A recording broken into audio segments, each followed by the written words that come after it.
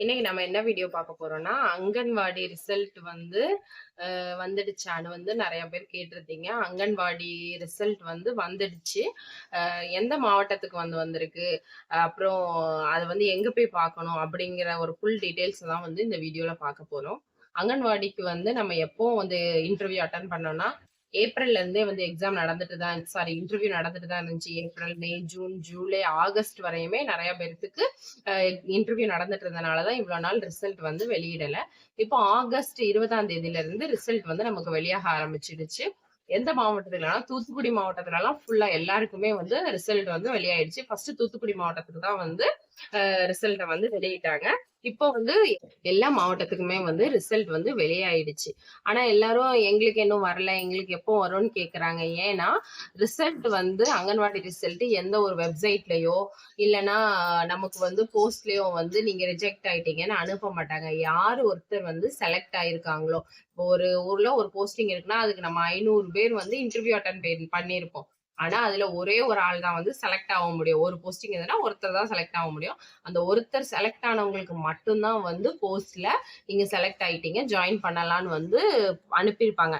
மிச்சம் யாருக்கும் வந்து எந்த ஒரு நோட்டிபிகேஷனோ இல்லைன்னா வந்து எந்த ஒரு நியூஸுமே வந்து வராது. நம்ம செலக்ட் ஆயிட்டோமா ஆகலையாங்கிற டவுட்ல தான் இன்னுமே வந்து நிறைய பேரு ரிசல்ட் வந்த மாவட்டத்துக்கு கூட இன்னும் வரல, எங்களுக்கு எப்போ வரும்னு கேட்டுட்டு இருக்கீங்க.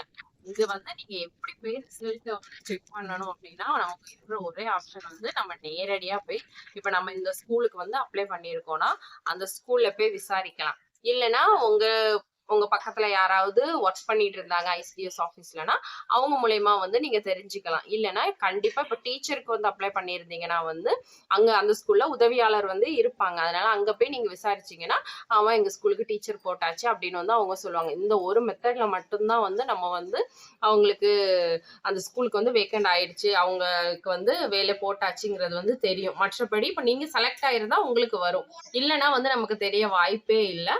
அதனால இப்ப வந்து ஓவராலா எல்லா மாவட்டத்துக்குமே வந்து ரிசல்ட் வந்து அனௌன்ஸ் பண்ணியாச்சு. அனௌன்ஸ் பண்ணி அதுல வந்து அந்த ரிசல்ட்ல வந்து என்ன கொடுத்திருப்பாங்கன்னா வந்து நம்ம 7 நாளைக்குள்ள அந்த இதை வாங்கின நமக்கு வந்து போஸ்ட்ல வந்திருக்கும் செலக்ட்னு அந்த இதுல இருந்து 7 நாளைக்குள்ள வந்து நம்ம போய் ஐசிடிஎஸ் ஆபீஸ் நம்ம பக்கத்துல இருக்கக்கூடிய நம்ம மாவட்டத்துக்கான குழந்தை வளர்ச்சி திட்ட அலுவலகத்துல போய் வந்து என்னென்ன சர்டிபிகேட்ஸ் நம்ம வந்து இன்டர்வியூக்கு கொடுத்திருந்தோமோ அதோட ஒரிஜினல்ஸும் அதுக்கப்புறம் வந்து டாக்டர்கிட்ட வாங்கின ஒரு சர்டிபிகேட்டும் சேர்த்து இந்த லெட்டரையும் நமக்கு வந்து கால் லெட்டரையும் கொண்டு போய் வந்து 7 நாளைக்குள்ள ஜாயின் பண்ணணும் அப்படிங்கிற மாதிரி போட்டிருக்கு.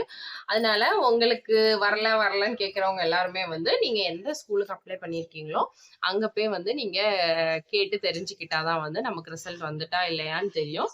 அதனால அங்கன்வாடி ரிசல்ட் வந்துட்டு அதே மாதிரி சத்துணவு உதவியாளர் போட்டவங்க எல்லாருக்குமே வந்து இந்த டைம்லயே வந்து ரிசல்ட் வெளியிட்டாச்சு. அவங்களும் போய் வந்து இதே மெத்தட்ல தான் பார்க்க முடியும், வேற எங்கேயுமே வந்து ரிசல்ட் நம்மளால பார்க்க முடியாது. இப்போ அந்த நமக்கு கால் லெட்டர் வந்திருந்ததுன்னா அதுல வந்து என்ன போட்டிருந்ததுன்னா வந்து ஃபர்ஸ்ட் நம்ம 7 நாளைக்குள்ள வந்து அந்த ஜாப்ல போய் ஜாயின் பண்ணிடணும். நமக்கு என்னைக்கு கிடைக்குதோ அந்த நாள்ல இருந்து 7 நாளைக்குள்ள வந்து ஜாயின் பண்ணிடணும். நம்மளால இன்கேஸ் ஜாயின் பண்ண முடியலைன்னா வந்து எந்த ஒரு அறிவிப்பும் இல்லாம வந்து அந்த போஸ்டிங் வந்து அடுத்தது யாரு ப்ரியாரிட்டியில இருக்காங்களோ அவங்களுக்கு கொடுத்துருவாங்க. நம்மளுக்கு வந்து இல்ல நீங்க வரல அதனால உங்களை இது பண்ணிட்டோம்னு எந்த ஒரு இதுவுமே சொல்ல மாட்டாங்க. நம்ம போய் அந்த நாளே 7 நாளைக்குள்ள வந்து ஜாயின் பண்ணிடணும். அதுல இன்னொன்னு என்ன போட்டிருந்தேன்னா இந்த 1 இயருக்கு வந்து நம்மள வந்து ஒரு டெம்பரவரி போஸ்ட் மாதிரிதான் 1 இயர் கழிச்சுதான் வந்து பெர்மனன்ட் ஆக்குற மாதிரி வந்து போட்டிருந்தா. அந்த 1 இயருக்கு வந்து நமக்கு சேலரி வந்து தொகுப்பூதியம் மாதிரி 7,200 ரூபாய் தான் வந்து நம்ம ஜாயின் பண்ண டேட்ல இருந்து ஒரு வருஷத்துக்கு கொடுப்பாங்க. அதுக்கப்புறமா தான் வந்து நம்ம எல்லாரும் கிடைக்கிற மாதிரி நமக்கு வந்து ஊதியமும் மாறும், நம்ம வேலையும் வந்து பர்மனன்ட் ஆகும். அதுக்கிடையில நம்மளுடைய சர்டிபிகேட்ஸோ இல்ல நம்ம கொடுத்த வயசு அந்த மாதிரி ஏதாவது ஒரு இதுல வந்து தப்பு இருந்துச்சுன்னா வந்து அப்பவுமே நம்மள வந்து எந்த ஒரு இதுவும் இல்லாம வந்து நம்மள வந்து தூக்கிடுவாங்க வேலையில இருந்து. அதனால அது எல்லாமே கரெக்டா இருக்கணும். நம்ம வந்து இப்போ ஜாயின் பண்ணும்போது என்னெல்லாம் கொடுக்கணும்னா எல்லா நம்ம கொடுத்த சர்டிபிகேட்ஸோட ஒரிஜினல்ஸ் கொடுக்கணும். அப்புறமா மருத்துவர்கிட்ட போய் நம்ம வந்து அது என்ன மருத்துவ சான்றிதழ் ஒண்ணு கொடுக்கணும். இதெல்லாம் வந்து கொடுத்துதான் வந்து அங்க போய் ஜாயின் பண்ணிட்டு நம்ம ஸ்கூல்ல உடனே வந்து வேலையில போய் ஜாயின் பண்ணிக்கலாம்.